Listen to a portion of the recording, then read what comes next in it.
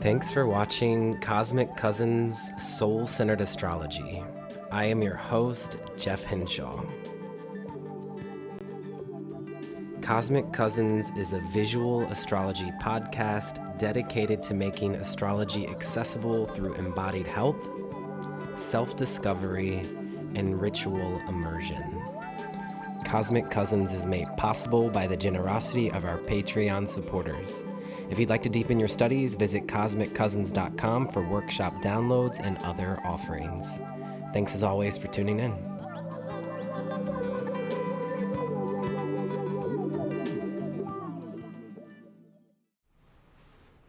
Hey, Cosmic Cousins. Happy Aries Full Moon to you. This is a really special podcast episode because this is the first time that we're going visual on YouTube. That's right, you heard me. So if you're listening to this podcast, the audio in the way that you normally do, you're probably listening on Spotify, Patreon, or iTunes. You can now also tune in and get a visual of me speaking, and also we'll be looking at the charts and different pictures of my altar and other things that I'd like to share with you. So again, if you'd like the visual for this is the first ever YouTube podcast episode. And all of this has come through for me over the last few weeks because I moved into a new apartment where we have a basement studio, and I've been working on a deep dive workshop download on the asteroid Pallas. And it's called The Piercing Power of Intuitive Insight. And it just so happens that Pallas really pushed me forward towards being more public and being seen more. Pallas is about vision and is connected to our midheaven. So that workshop download is the first workshop I've ever released that is completely visual. So if you'd like to see that, you can go to cosmiccousins.com/Pallas and sign up for that workshop download. I'll talk a little bit more about that later on, but for now, I would just like for us to get moving forward because this is our full moon podcast episode for the Aries full moon of 2021. And Aries, we know, is our cardinal fire sign. And so this is about initiation for us. It starts the wheel of astrology. Everything starts with Aries. And so for this full moon, we're going to have an opportunity to dive deep into the invitation. We'll look at some of the other aspects. We'll actually look at the chart. So if you want to look along as we are deepening our connection to this full moon, I really encourage you to connect with a visual. And so since we're now on YouTube, that means I've also hired an audio visual technician. And this is my dear friend, Robbie, who we are coming up on our 10-year friendship anniversary. So this feels like a leveling up for us and our friendship. And I actually have a picture of him here I'd like to share with you, just so you know that there's someone behind the scenes here. And so this is Robbie Donaldson, who is a photographer and videographer and is doing all the tech behind the scene things. So thank you so much, Robbie, for being here with us. You'll also see here is my altar for the Aries full moon, which we'll get into in a moment. But for now, I would like to just share, since we are doing this expansion of Cosmic Cousins, offering you this visual component, I've reopened the Patreon for the show. And so if you would like to support me and now the Cosmic Cousins team as we're making this expansion, you can go to patreon.com/Cosmic Cousins. And for those of you who are Patreon supporters, we really appreciate it. This would not be possible without you. And so a lot of this expansion, it feels important because we're on the 4-year anniversary of the podcast. We just hit that on the Pisces full moon, which was just a month ago. And so for some of you, this might be the first time that you're tuning in, because I imagine as we're switching over and crossing over to the YouTube platform, there'll be a wider audience. That's our hopes, is to reach out to more people. And it just felt like this was a time for us to expand. So an announcement that I do have is that we are planning to start going live on YouTube so that we can connect to you in a much more intimate and direct way. And we'll start going live on YouTube once we reach 1,000 followers or 1,000 subscribers on YouTube. So if you're on YouTube and you'd like to join us live, you can go ahead and check that out. Again, there's a link in the show notes for the YouTube for Cosmic Cousins. And so I think that's all the announcements that I have for us for this episode. As always, thanks for being here. So at this time, we'll go ahead and transition into diving into this Aries full moon. So the Aries full moon, for starters, if you're new to my work, I always bring it back to the body. This is a great place to start. And so Aries is connected to the head. So you can start by taking a deep, nourishing breath into the head and into the brain. As we're coming up onto a full moon, this is a time where emotions might feel heightened. Our psychic receptivity might be swelling on the full moon. So as we're under the light of this Aries full moon, pay particular awareness to the head and to the brain, because there could be extra tension going on here. And so just take deep, nourishing inhales into the brain. And also Aries is connected to the face, which I think is really cool, because for many of you, you're able to see my face now. And Aries being a sign, a fire sign, it is very expressive. And so you might even note that when we're talking about the entire body, Aries being connected to the face is how we recognize someone.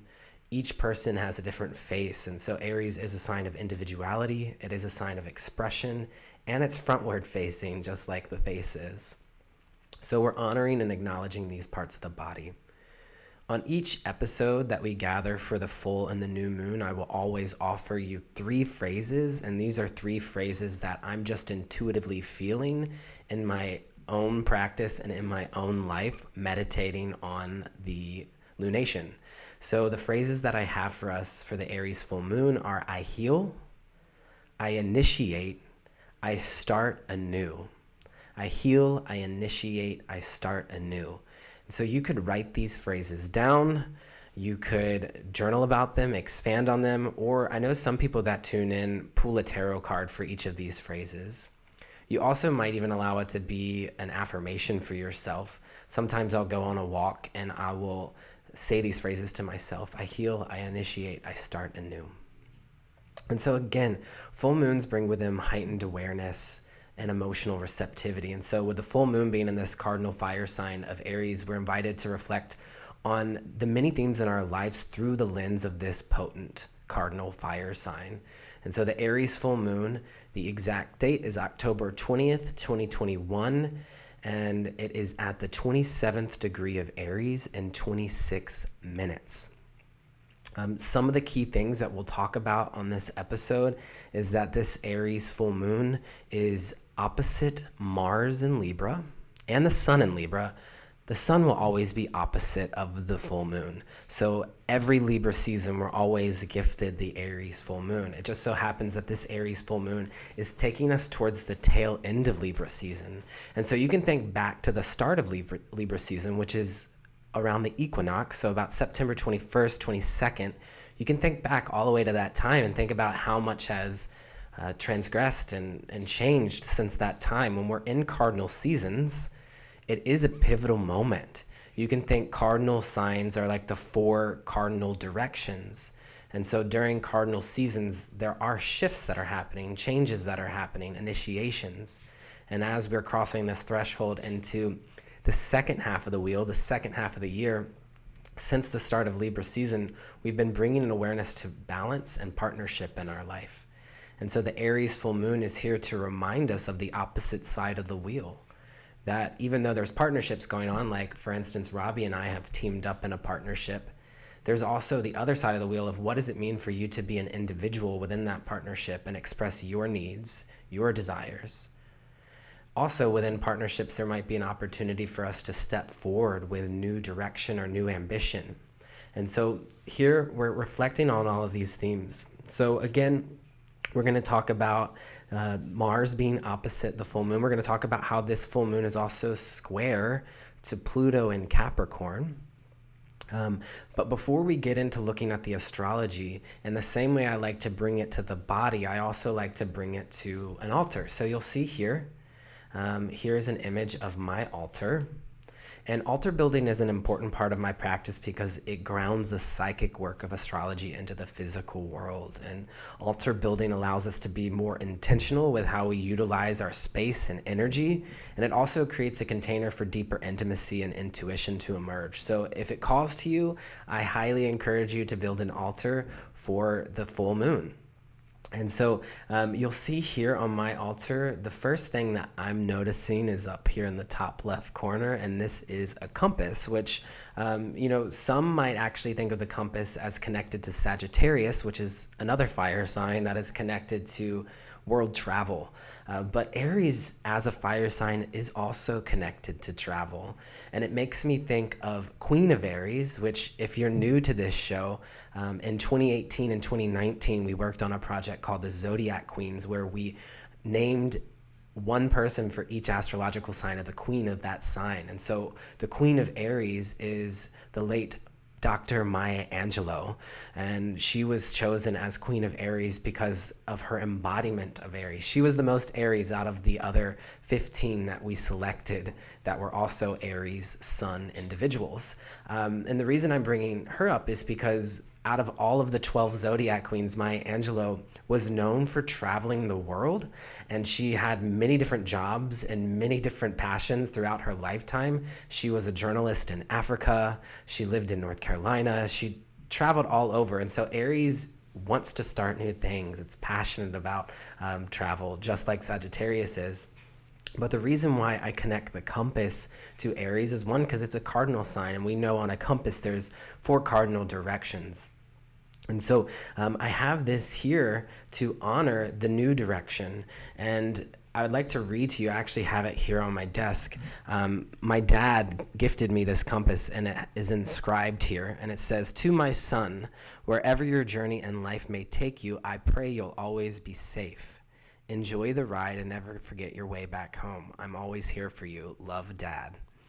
And so, Aries being a sign that is square to Capricorn and Cancer, the other cardinal signs, is square to Dad, Capricorn, and Mom, Cancer. And so Aries is the individual. It's like the baby being born into the family that squares Mom and Dad.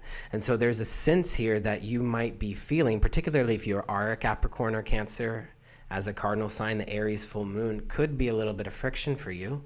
But anything in your chart that's in Capricorn or Cancer is also coming up to this square, because we have that tension. The cardinal signs are connected to the square aspect, astrologically speaking.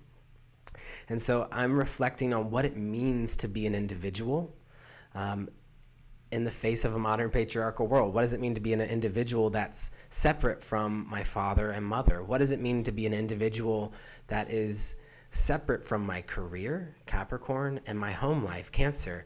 It's interesting. All of these themes during Libra season have been coming up. What does it mean to be ambitious, Aries? What does it mean to put myself out into the world, Capricorn? And what does it mean for me to make a home for myself, Cancer?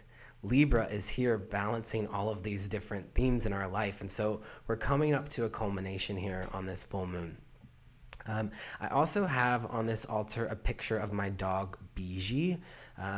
I've been coming up against a lot of challenges with Biji over the last 2 weeks because I just relocated homes, and his anxiety has been exasperated over the last 2 weeks. And so I'm putting Biji on my altar to offer him some blessings and some hopes for healing. And then I also have my Aries book that I published back in the beginning of 2020. It was released January 1st, 2020. And this was published through Sterling Publishing House. And there's a book for each astrological sign. I only wrote the Aries book, but a different astrologer wrote each of the other books. And so I thought, in light of the Aries full moon, I would read a passage from this book. And so I'm going to tune in now and see what the Aries full moon might have in store for us through what this book might offer us for the Aries full moon. And so I'm going to stop at a page that feels intuitive. Okay, and we stopped at Aries as a child, and it's the first chapter, which feels quite appropriate. So when babies are born, they most often enter the world head first. Upon their entrance, they let out a cry. This sound of screaming tears is eagerly awaited as it signals the newborn's ability to breathe on its own. On a practical level, the crying activates and opens the lungs. On a spiritual level, this moment comes to represent the miracle of new life. parents and family members begin to laugh and cry themselves. This mysterious, otherworldly moment of incarnation holds the great power to shift our consciousness into a state of universal compassion and love. Many parents agree that this moment marks a major shift and upgrade in their life. From this moment forward, they will never be the same. Connecting to incarnation relates to the story of Aries. The astrological wheel can be observed from start to end as the phases of a human's life. Aries, as our first sign of the astrological journey, is connected to birth, incarnation, and early childhood.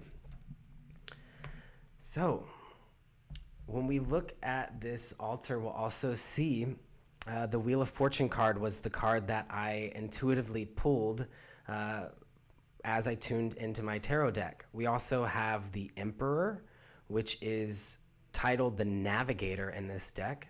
And this is the slow holler tarot that I intuitively went to for the Aries Full Moon. It is a queer deck from the South. And the Storm is retitled for the Tower, which is the Mars card in the tarot, is the Tower. And so for some of us, we might feel like we're moving through a bit of a tower moment. You know, this could be sudden flashes of insight that completely revolutionize our life. It could be sudden changes, unexpected changes. Aries brings with it that sort of thrust.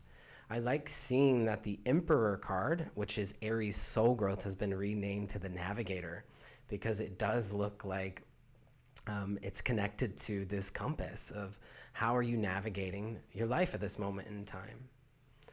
But I wanted to tune into the deck to see what additional information might want to come forward for this full moon. And so the Wheel of Fortune came forward.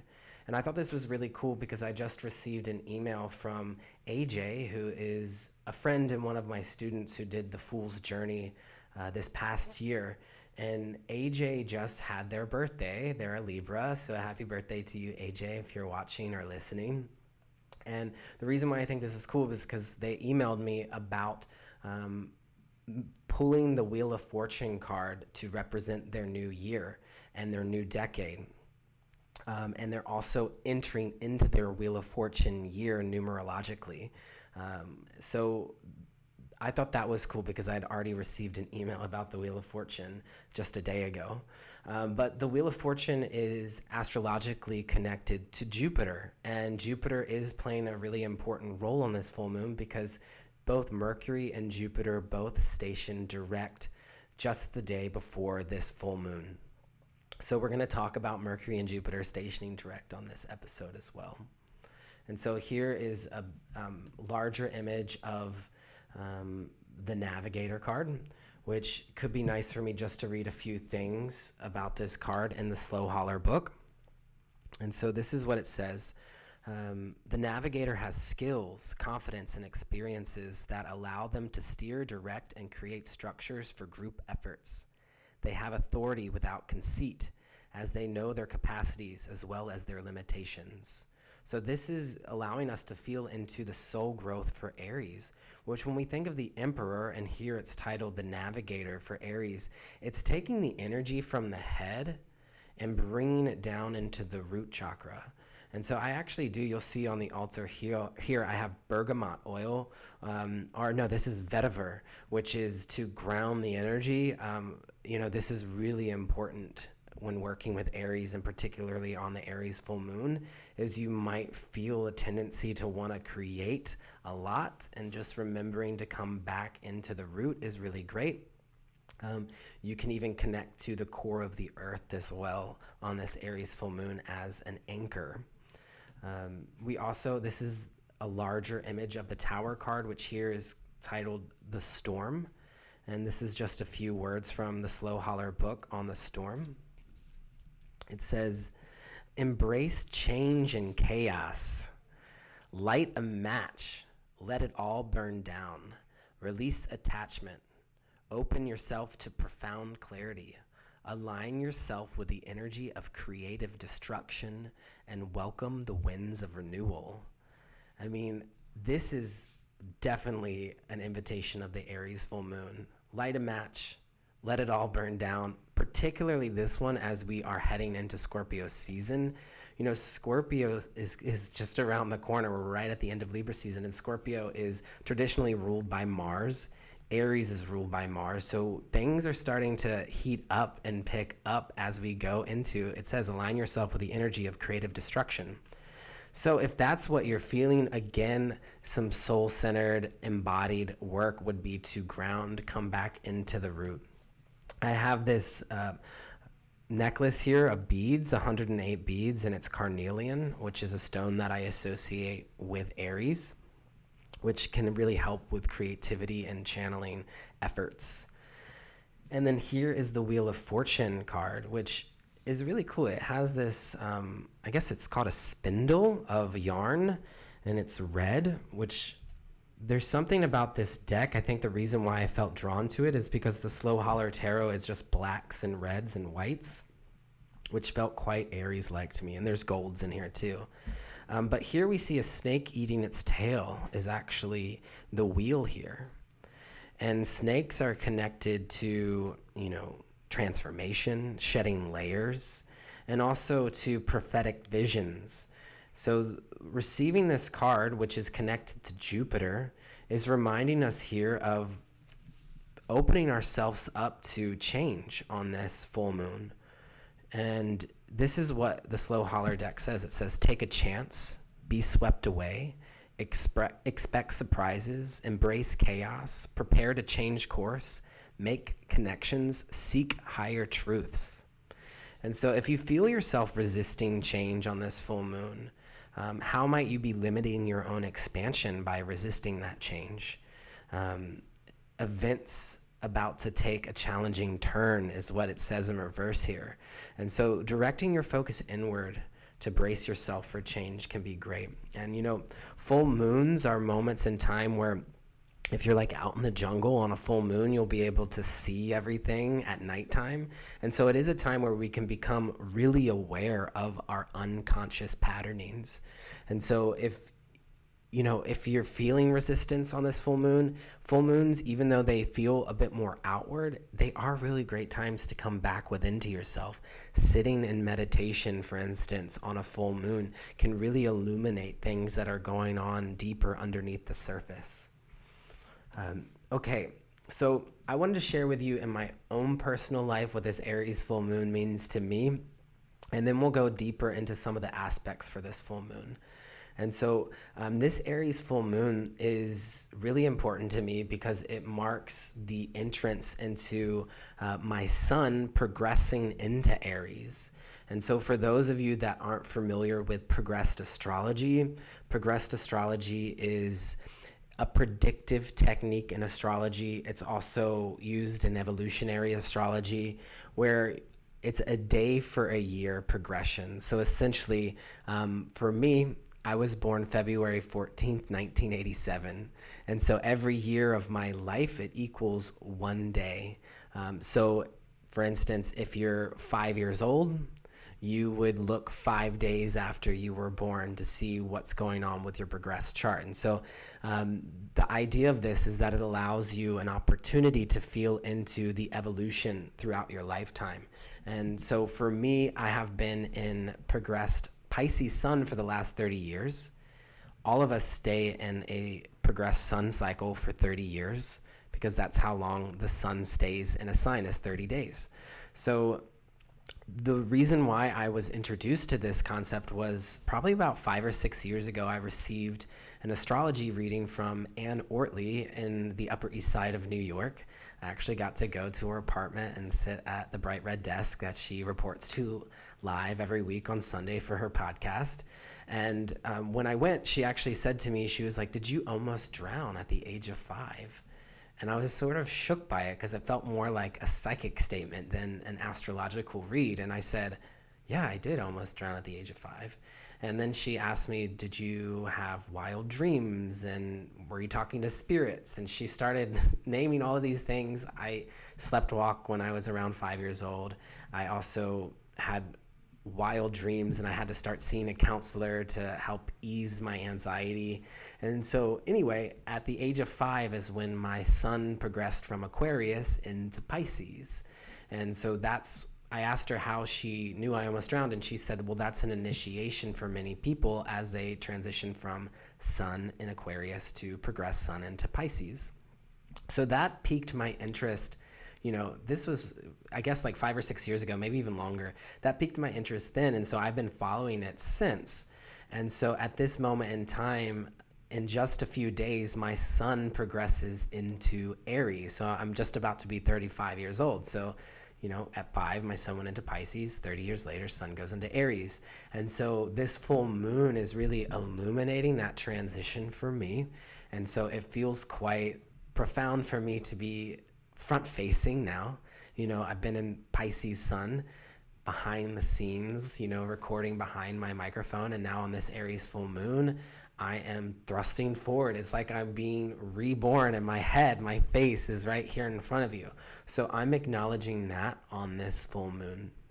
And so for all of us, it might be a very personal experience. And so I want to share this picture here because on the Pisces full moon, which was last month, you might recall that I went back to Virginia, where I'm from, because my dad received a Lifetime Achievement Award. And it just so happened that the Lifetime Achievement Award was at the same hotel that I almost drowned at. And so this is an image. It was the Pisces full moon, my last Pisces full moon as a progressed Pisces sun. And I got to see this place that I visited 30 years prior. And so the reason I almost drowned was, you'll see there's an indoor pool and an outdoor pool. And I tried to swim underneath this plexiglass that's separating the outside from the inside. And I had floaties on and there was no one around. And so I swam from outside to inside. I think everyone was hanging out outside. I don't really remember, but I just know that my head got caught on the plexiglass. And after like a minute or two, someone came and saved me, and I was on the pavement getting CPR and like spitting up water. So that was when I was 5 years old. So it was pretty wild on the Pisces full moon to have this moment of reflection. And so I had to take a picture of it, and I wanted to share it with you because, this is a big part of my astrology practice, is actually seeing how it unfolds in my own life. And I encourage you, if you are an astrologer or a student, is to really get to know these transits. Like when your sun progresses into a new sign, how are you initiated into that new sign? And so, yes, for this Aries full moon, now I'm ready to transition into this next 30 years of my life. It feels pretty major. I'm receiving a lot of downloads and ways to honor that in my life. And so here is the chart for the Aries full moon. And again, in the same way that this Aries full moon marks a very personal moment for me as I'm transitioning from progressed Pisces sun into Aries sun, this also is a full moon, since Aries is a sign of being very personal, where you might have your own personal relationship to this full moon that no astrologer will ever be able to directly speak to. It's all unique to your own purpose here in Aries. But when we look at this chart, this can help us to kind of feel into how it might be lining up with your own birth chart. And so I've cast this chart. It's October 20th, 2021 at 7:56 a.m. Pacific Standard Time. So you can change based off of your location. You can translate the time. And I've cast it for Portland, Oregon, which is where I'm currently living. And so that's what this chart is here. And so we'll see the sun is in Libra at the 27th degree. And always on a full moon, the moon will be on the exact opposite side of the wheel. And so we'll see the Aries full moon at the 27 degrees. But when we look at this, we see Mars is in Libra, which is the ruling planet for this full moon. And so one way, you can follow the cosmic cookie crumb trail, I like to call it. Aries full moon, Aries is ruled by Mars. So then we go to Mars in Libra. Libra is ruled by Venus. So then we've got to go down to Venus in Sagittarius, another fire sign. Sagittarius is ruled by Jupiter in Aquarius. And then Jupiter in Aquarius is ruled by Saturn in Aquarius, and Saturn is at home in Aquarius. So Saturn in Aquarius is the big boss for this this full moon. So we'll connect in with that in a moment too. But just, we can always follow that trail to see what are some of the major energies happening. And we'll break that down individually in a moment. But for now, we see Mars is conjunct this the sun in Libra, and Eris is in exact opposition to Mars at the 24th degree of Aries, and this full moon is conjunct Eris. That's Eris. Eris is the warrior feminine and is Mars's sister. Interesting. Mars, the brother, is on the other side of the wheel in Libra. Mars is not at home in Libra. Taking action, Mars, for peace, equality, and partnership. Eris and Aries, the warrior feminine, in the sign of the warrior, Aries. So there is that tension happening in the sky right now, all while both of these aspects, Sun and Mars in Libra, Eris and Moon in Aries, are square to Pluto in Capricorn. And Pluto just stationed direct on the Libra new moon 2 weeks ago. And so there is this T-square happening of tension. In what ways are we transforming our career and public appearance at this time while shining a light towards partnership, ambitiously pursuing partnerships, transforming our career, our public appearance in the ways that we are sustainable, while also on a deep level feeling this desire to thrust forward with our goals and our ambitions and our drive. So we have this T-square to look at. On a greater level, on a collective level, Pluto in Capricorn is representing death and rebirth to patriarchal structures. And so there may be some sort of tension in the collective around what is just and fair and around what it means for you to be an individual. It's making me think of, a few days ago, I met up with an old friend who is not vaccinated and did not communicate to me that they were not vaccinated until after our conversation. And there was a bit of tension that was created around, oh, well, it would have been nice for us to communicate about that beforehand. Meanwhile, conversations were coming up around government and the ways that, there might be corruption in the government. So you might be feeling these themes in your own life. And so we'd look to these different points to really understand in your own birth chart how that might be coming up. So look to around 27 degrees of Libra and Aries, and also around 24 degrees of Capricorn. So also Eris, I would just like to touch base on. Eris is in Aries in probably everyone's chart that's listening to this right now. Eris has been in Aries since 1920. And Eris entered Aries right at the start of the women's suffrage movement. And so I call Eris the feminist in our chart. It's the ways in which we are pioneering a path for the feminist movement, whatever that might mean for you. Like astrology is a feminine practice because it honors cycles. And so if you're an astrologer, you might look to Eris to see how you're carving out your own path for yourself. So Eris in Aries is slowly making its way through Aries. It's in the third and final decan and won't enter Taurus until 2040. So Eris stays in Aries for 120 years. But this full moon being within 3 degrees of it may illuminate some of the Eris themes in our life. We also have Chiron in Aries, which I think is really important. Even though this full moon is not conjunct Chiron, Chiron is in Aries right across the wheel from Mercury in Libra. And we know Mercury just stationed direct on Monday, October 18th, Mercury stationed direct. And so over this time period, since the end of September, we've had Mercury retrograde. And so that's been a time for us to re-examine our relationships and partnerships and to take a moment of reworking things out in the ways that we're communicating in the world. So being across from Chiron and Aries, Chiron and Aries is a really special placement.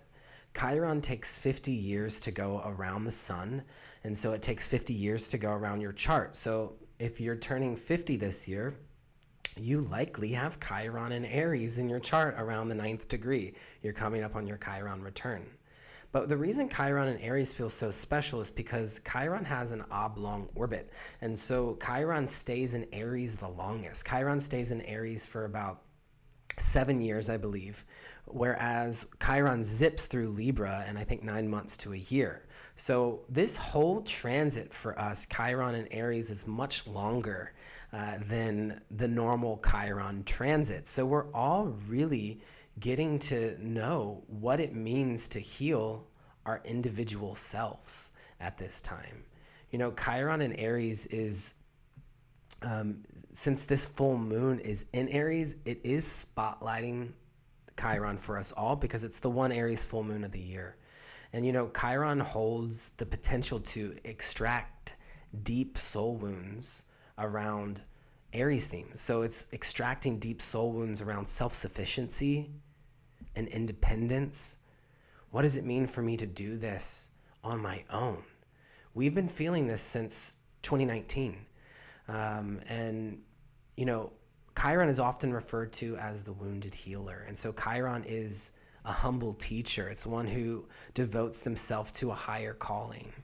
And so it's spotlighting Chiron in all of our charts this full moon. We all get an opportunity. So check out where Chiron is in your chart too, even if it's not in Aries, because there is an opportunity for you here to really feel into that humble teacher that lives within you.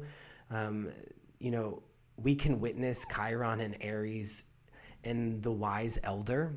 Chiron in all of our charts is like a wise elder who offers advice.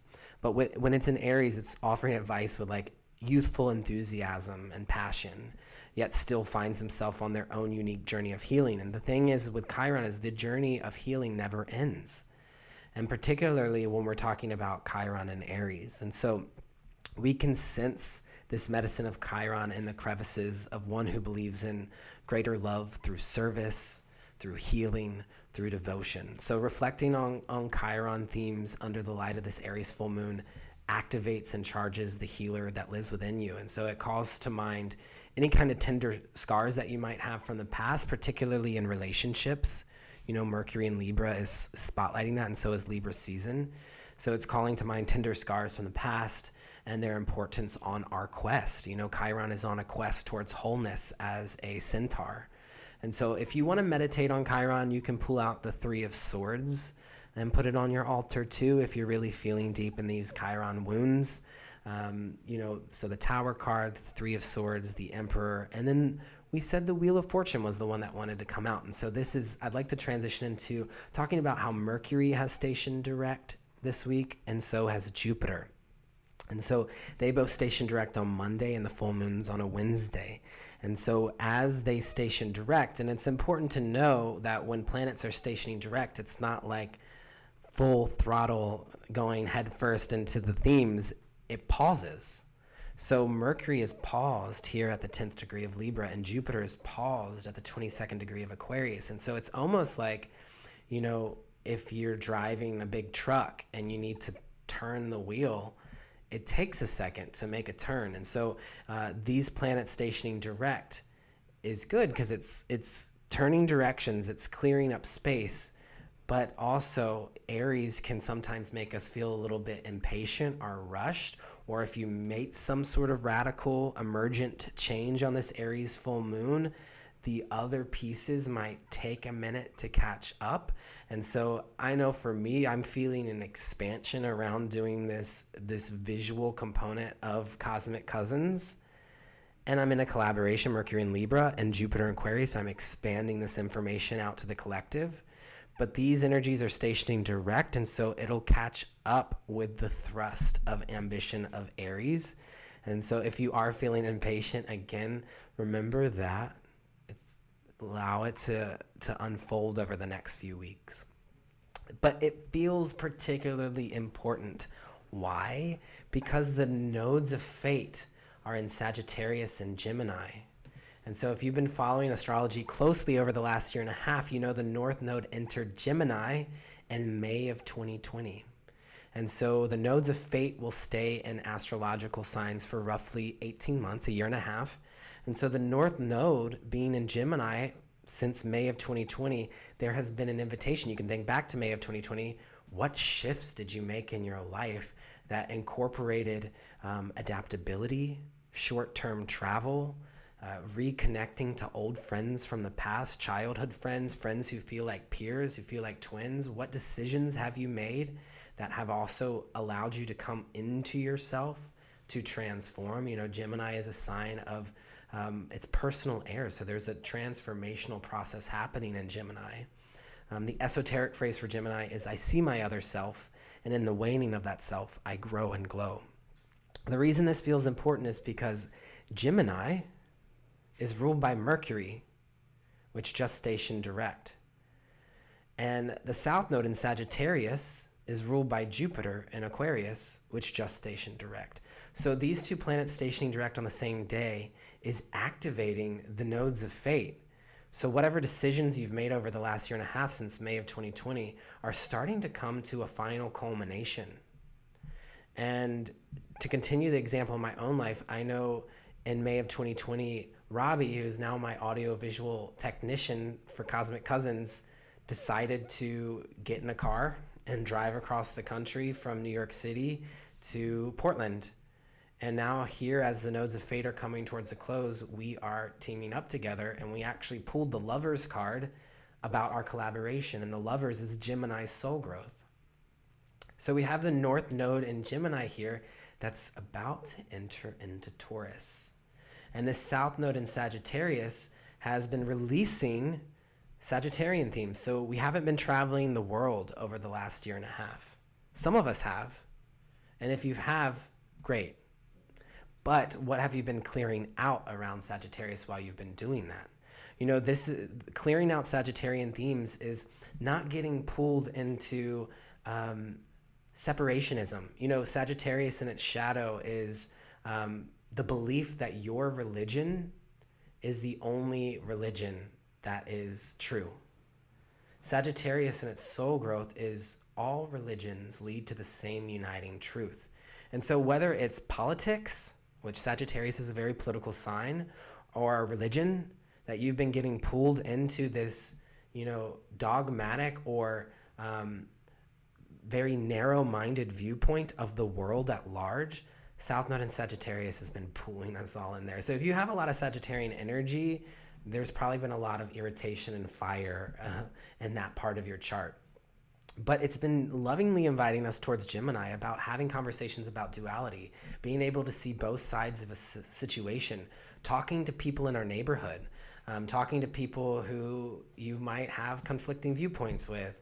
And, you know, Gemini can be the head, but it's also dropping out of the head into the heart and having a connection with another person who might have different worldviews or philosophies than you.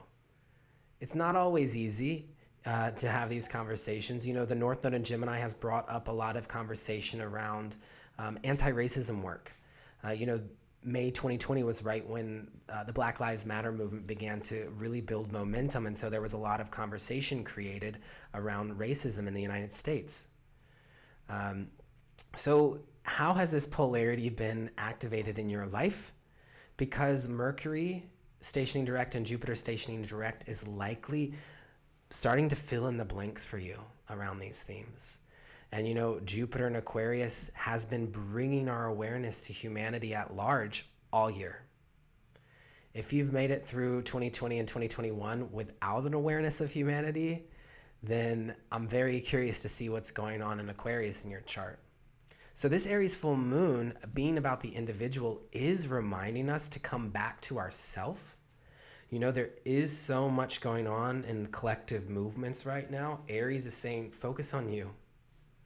What is it that you need to do to move forward, to push forward at this time? Do you need to ground into yourself? Are you coming into your root?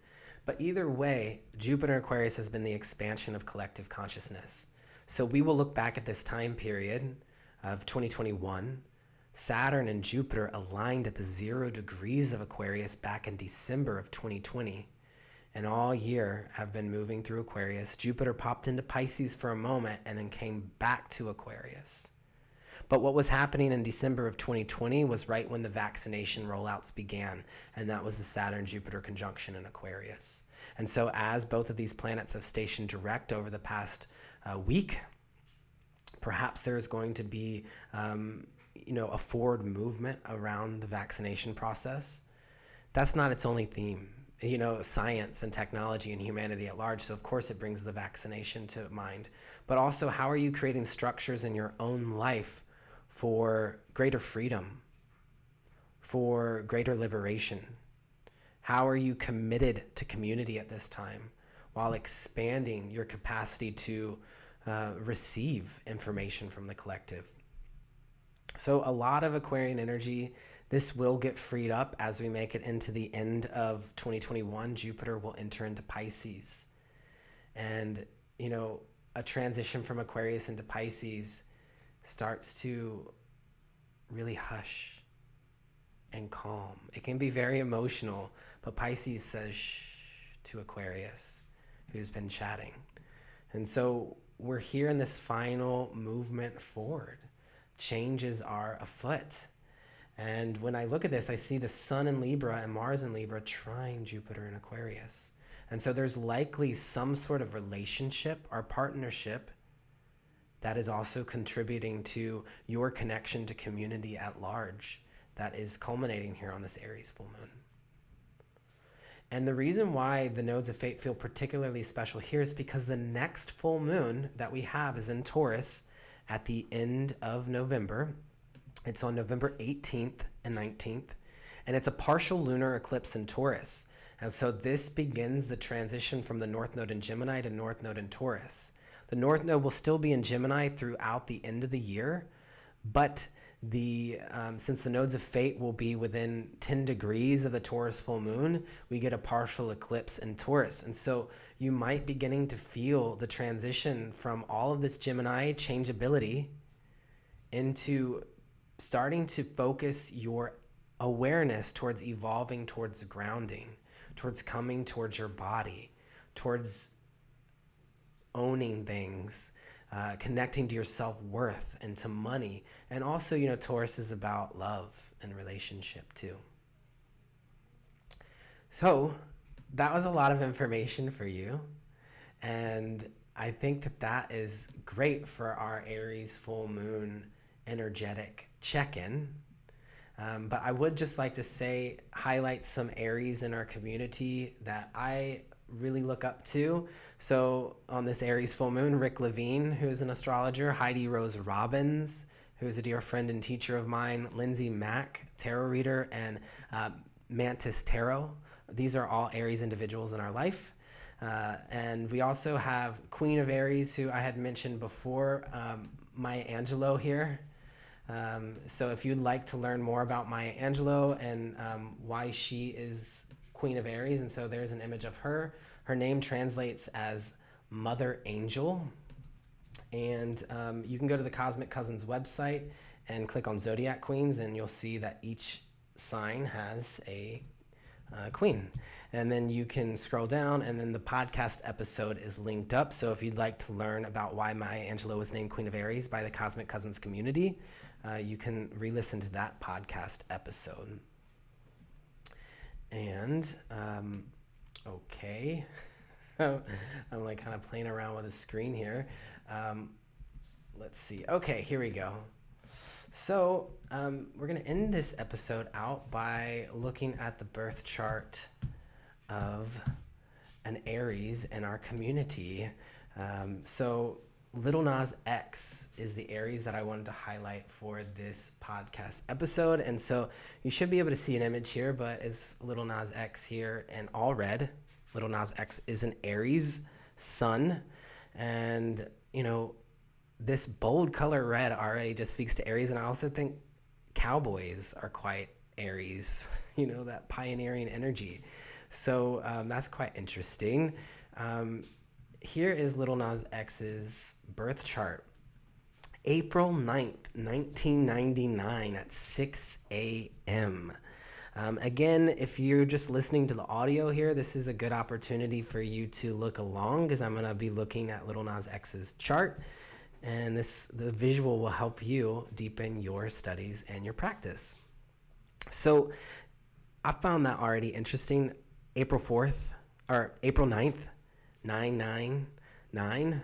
So the repeating number 9, which connects us to the Hermit in the tarot. But if we add up the digits of Lil Nas X's birthday, it becomes a 5, which is the Hierophant. And Lil Nas X does connect us to a lot of religious themes. We'll find people with 5 as a soul path number will often be connecting us to ritual, be connecting us to they're gatekeepers of truth, and it will often be done through performance or through teaching. And so usually people with a Hierophant life path card will be connected to the community in some sort of way, whether it is as a teacher or a prophet or a performer or an artist. But, the Hierophant is up at its pulpit and it has the whole audience there. So there is this direct correlation to community with those with the life path 5. So again, Lil Nas X, if you add up the digits, is a 5. And if you're not familiar with Lil Nas X, they is an American rapper, singer, and songwriter.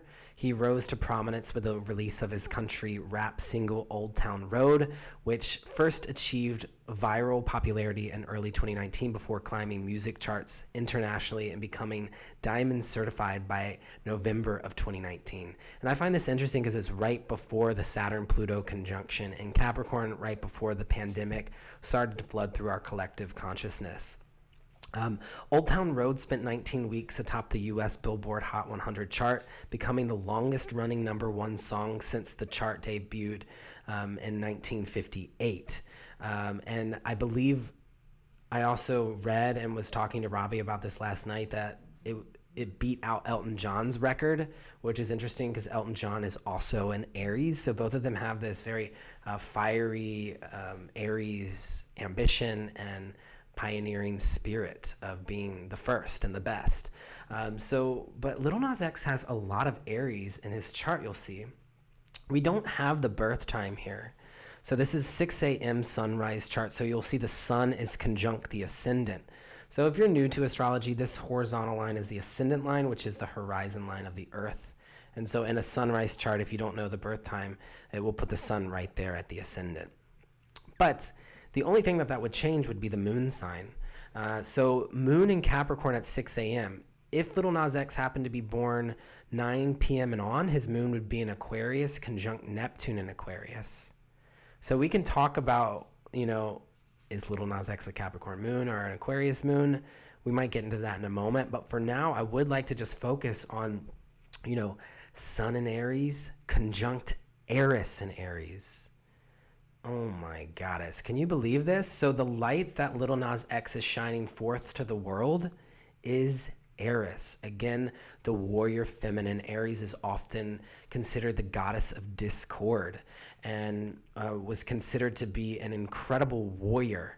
And Eris, from my own downloads when meditating on this archetype, is what I like to call the feminist in our chart.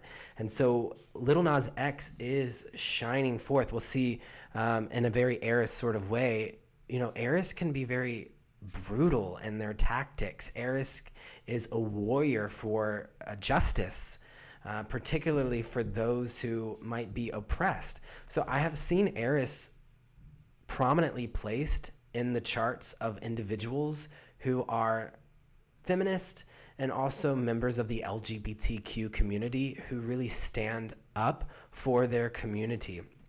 Again, those who will have any conjunction to Eris that have been born since 1920 are those with Aries placements, because Eris has been in Aries since 1920. And so another figure that is famous that has Sun conjunct Eris is the feminist Gloria Steinem, who was very prominent in the 70s as a feminist writer and activist. And so I always say that Gloria Steinem shines a light to Eris in our life, but Lil Nas X is another example here. Very powerful to see that conjunction here. We'll also see Jupiter in Aries too, which gives a bit more of a humor to this Aries energy. It brings generosity in. Jupiter is jovial and warm-hearted. So even though we have this sort of like brutal goddess of discord Eris here, Jupiter is in here in some ways magnifying it, making it even better, but also bringing gifts, making, maybe even Lil Nas X shining this Eris light to the world is then receiving abundance for that and is becoming more full and bountiful. Palace in Aries, this is really cool. And we actually talk about Lil Nas X in the Palace workshop download, which this could be a good time for me to just pause and talk about the workshop download.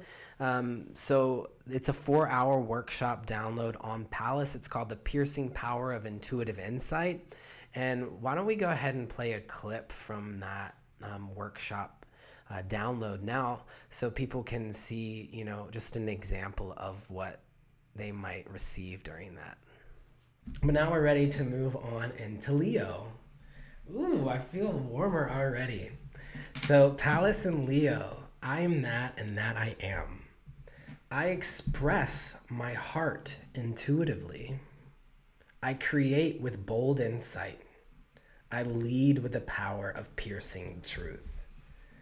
Beyonce, Madonna, Marilyn Monroe, Tina Turner, Palace in Leo. It's a vibe. I picked these 4 because I was sort of blown away. Like, these 4 figures are all extremely famous, and particularly. Okay, so this is an example. This was Palace in Leo. We go through Palace in each of the 12 signs, and we look at these different public figures' charts. So Palace, I like to say, is like the flight attendant in our chart because it gives us an objective perspective. Palace is considered feminine wisdom, is esoteric and occult wisdom. Palace is a knight that is coming forward with truth and is connected to the Queen of Swords in the tarot. So seeing the Sun conjunct Palace in Lil Nas X's chart as well. Again, Palace is an asteroid, Pallas Athene, and the glyph is a diamond spear that's piercing through the veil of illusion. And so the light that Lil Nas X is shining forth is definitely Eris because it's at the same degree, but also Pallas, meaning that Lil Nas X is also coming forward not just with this feminist warrior energy, but is also bringing in an objective truth that is, Pallas is about practical insight.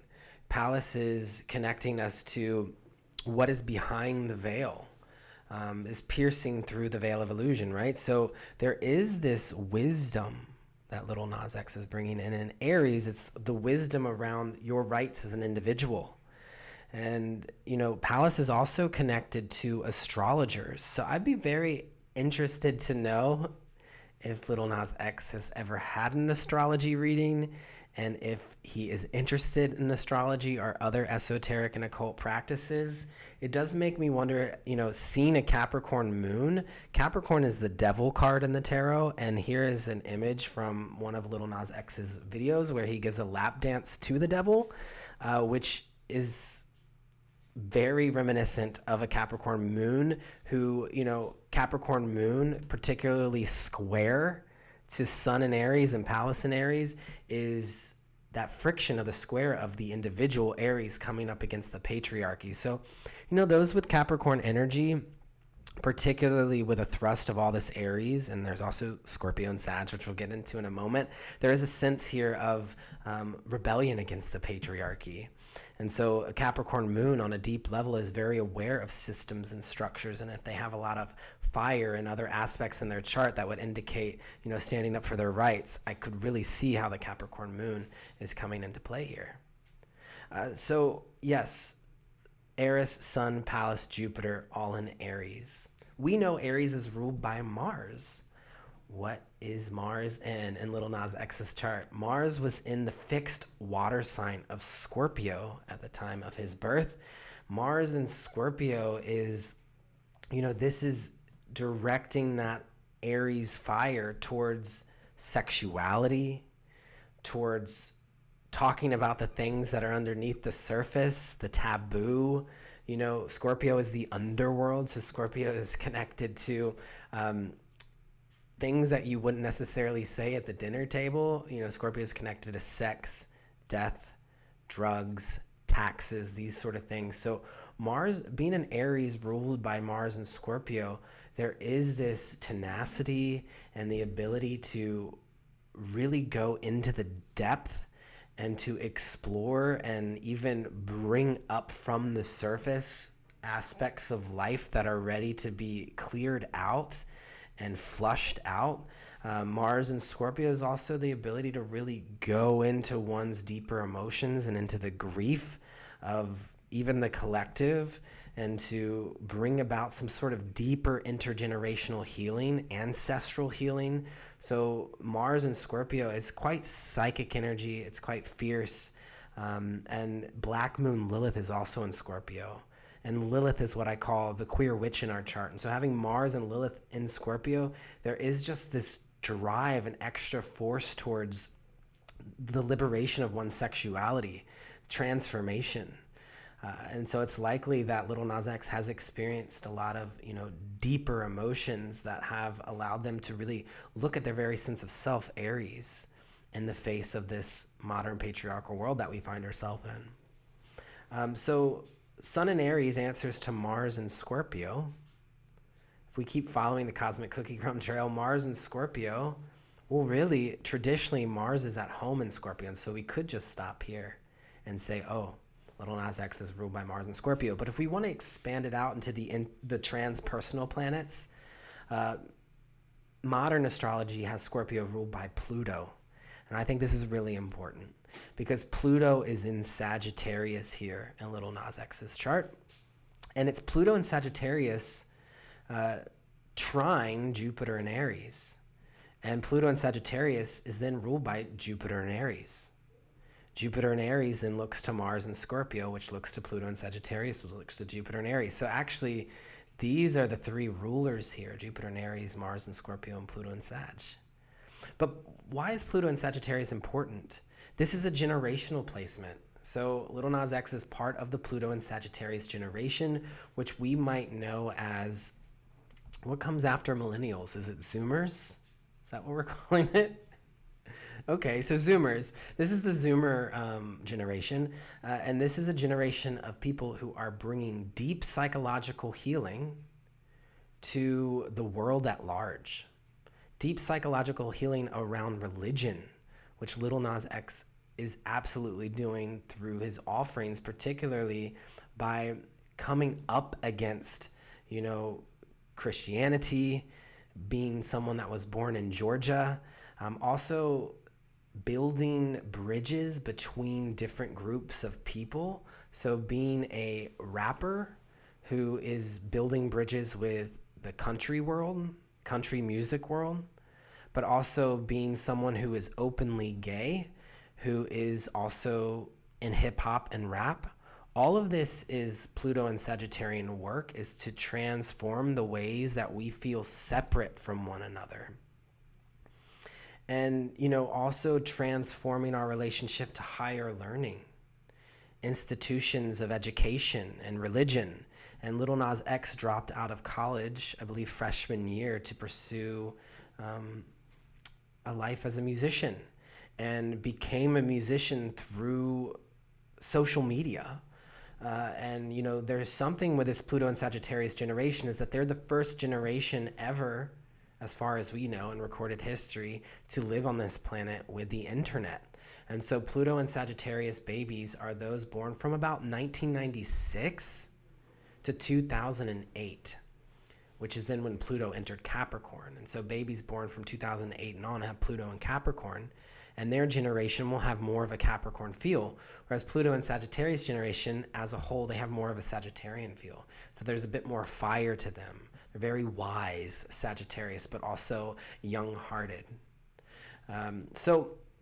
This Pluto and Sagittarius is important because it rules Mars and Scorpio, and it's also trine to Jupiter and Aries, and in a wide trine to the Sun in Aries too. So North Node's in Leo to complete this fire trine. It's not an exact fire trine, but I think that that's important too because it highlights the Aquarian and Leo polarity. And so Lil Nas X has Neptune in Aquarius and Uranus in Aquarius. And having a South Node in Aquarius means there's a deep reservoir of understanding of the collective, but can get pulled into the collective movements or get pulled into the collective group mind.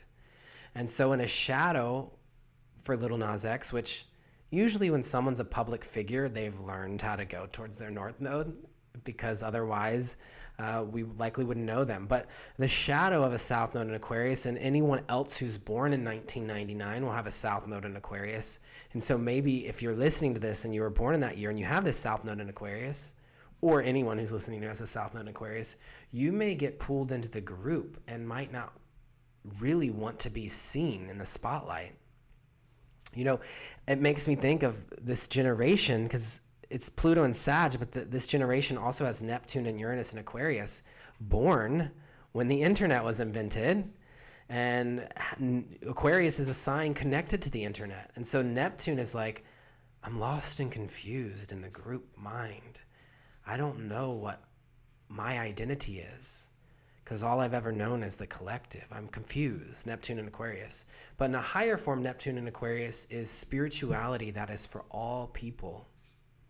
Uranus in Aquarius Uranus is at home in Aquarius, and this is a very radical, technological, Uranian revolutionary energy.